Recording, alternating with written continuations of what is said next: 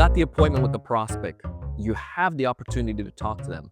What do you say in that conversation to get everything that you need to make sure they're a good fit, and then to also help them to convince themselves that they need to work with you? This is a disco, and I'm going to tell you what we do in a disco over here. What's the music for disco music? Kind of lame. Anyways, keep going. See you on the inside.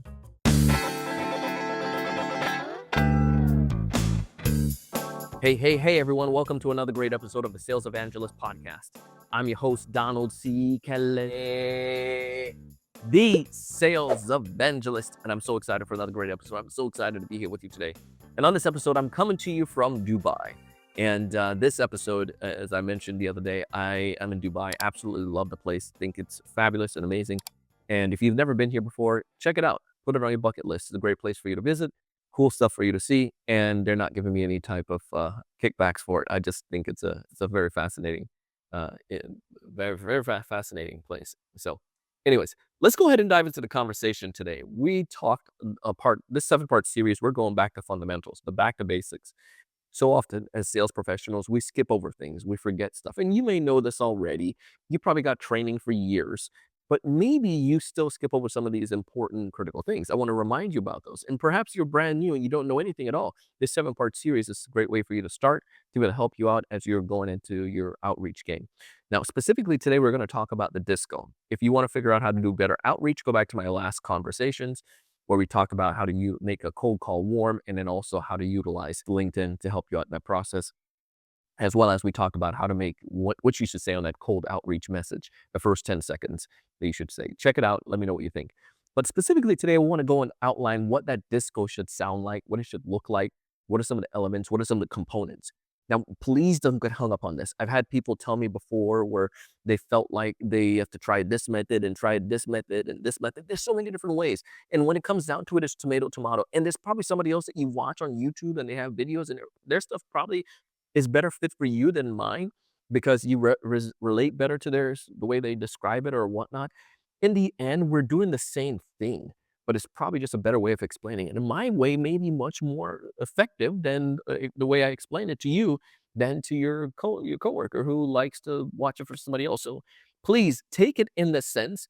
I had a coach once tell me, like, pretend like you're at a grocery store and somebody gives you you're looking at a can of, I don't know, let's say a can of beans, and you're trying to see the ingredients on it. You read the ingredients and you might say, huh, this jives well with me, with the diet that I'm trying to live or trying to utilize. So therefore, I'm going to put it in my cart. Some stuff you get off the shelf, you read it, and you might say, that sounds good, but it's not a fit for me. I don't necessarily like beans. Put it back on the shelf. So I'm going to give you some stuff, and some of you are going to take it and put it in your cart and go about home and use it, and it's going to be just a little, it's going to be delicious for you. And some of you are going to take it and look at it. Maybe you don't necessarily like it and put it back on the shelf, but it stimulated some idea and help you to think about it a different way. I've been successful, and that's what I want. I just want you to be successful in what you're doing. So here's what that disco sounds like at this point. And the purpose of discovery calls for you to help the prospect discover if you're a good fit for them. And I said that purposely.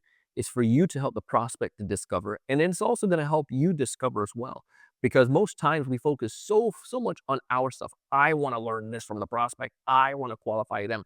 I want to see if they're going to get in the pipeline. And yes, that does come as a natural byproduct if you can help them to discover, to see if it's a good fit for them. That is your big focus. That is the number one thing. Make sense there?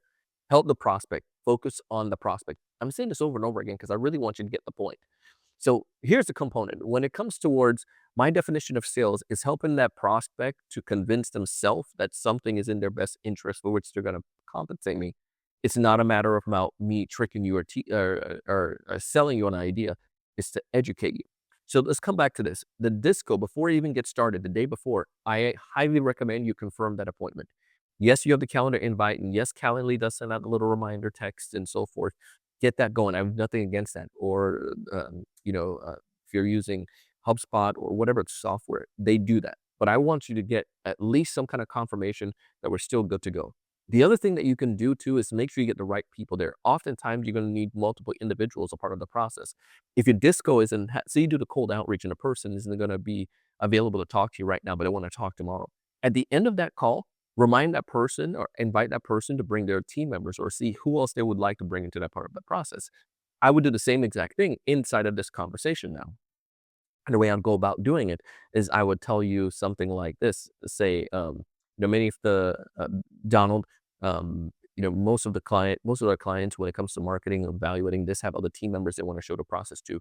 Is there a team member you want to bring into the process right now?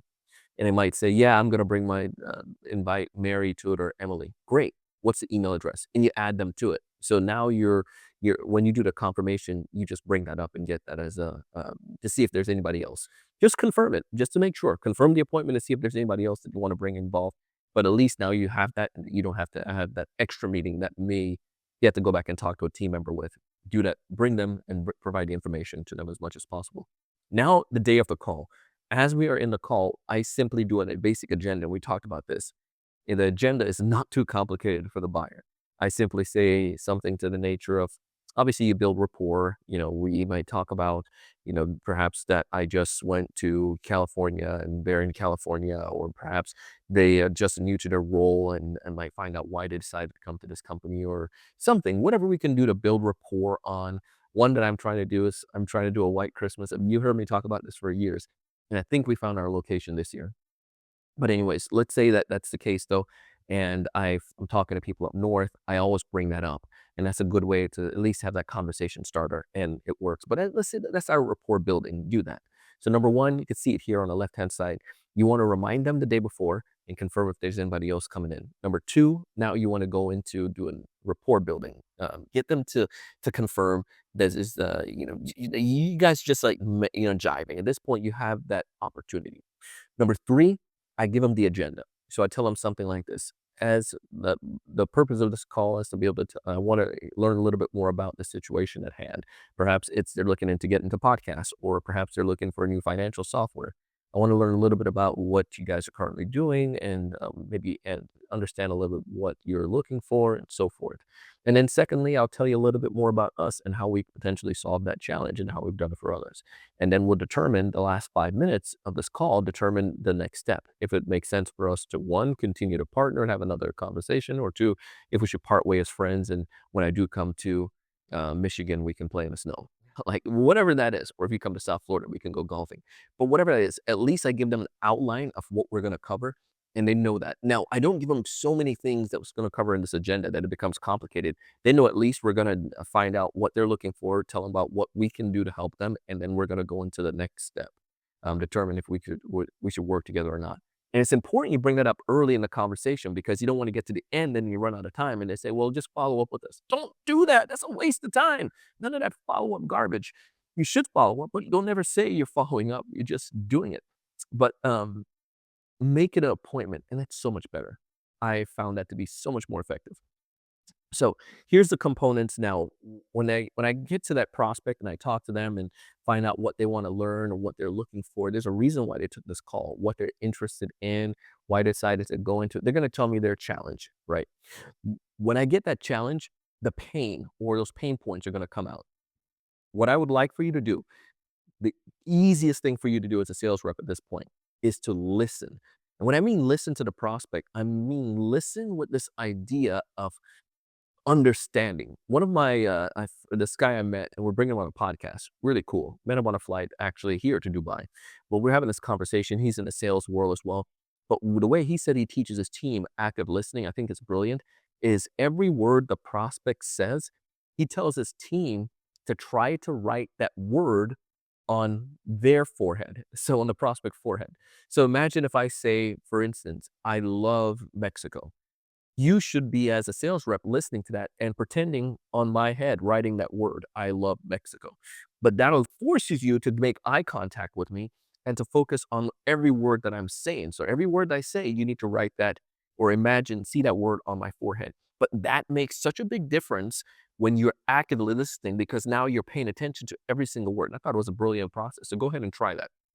But as the prospect explaining their stuff, you need to also listen for things that they're not saying.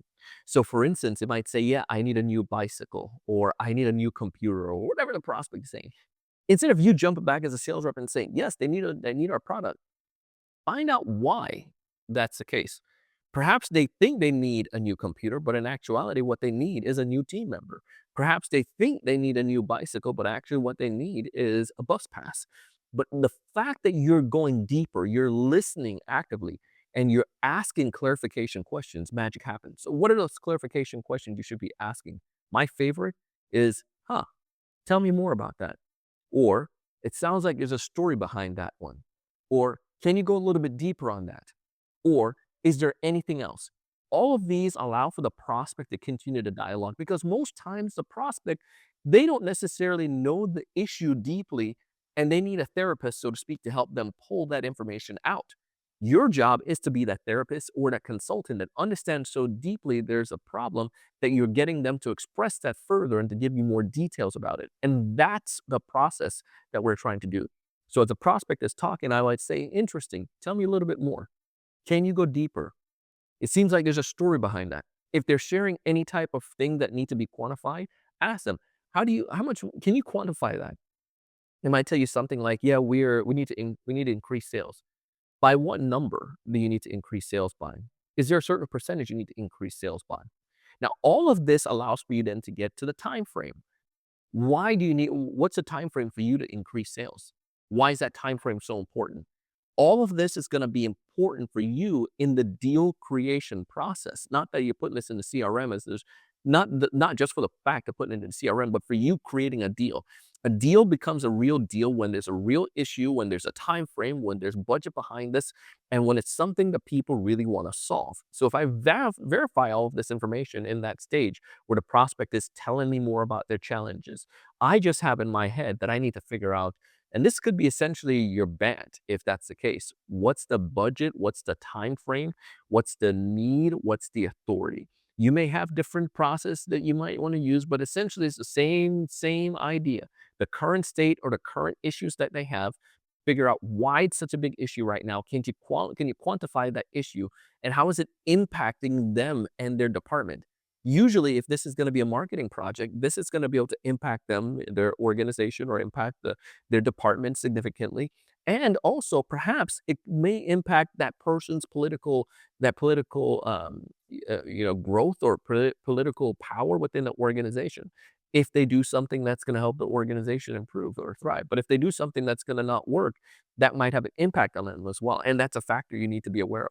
But the point, though, as you're having this conversation, as a prospect is telling you about what they're looking for, you're asking those questions. Again, deeper in that process, I want to get deeper as you're figuring out what the prospect wants.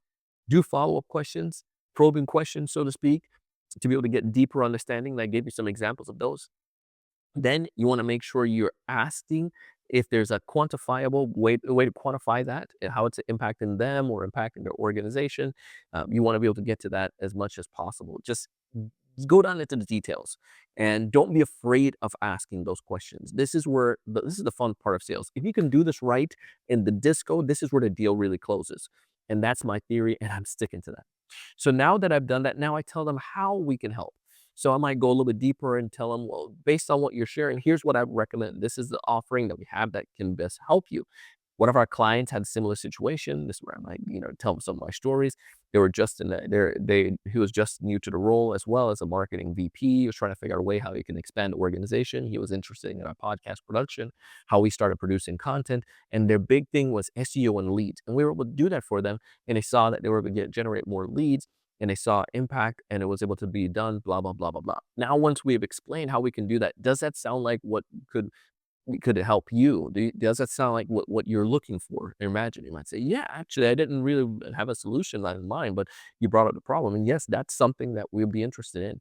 And then we move to the next step. With the last 5 minutes, I'll go into that and your process, you explain all of that. Maybe you don't need to do a big old next step, but perhaps you go into some of the investments and the decision making and so forth at this point.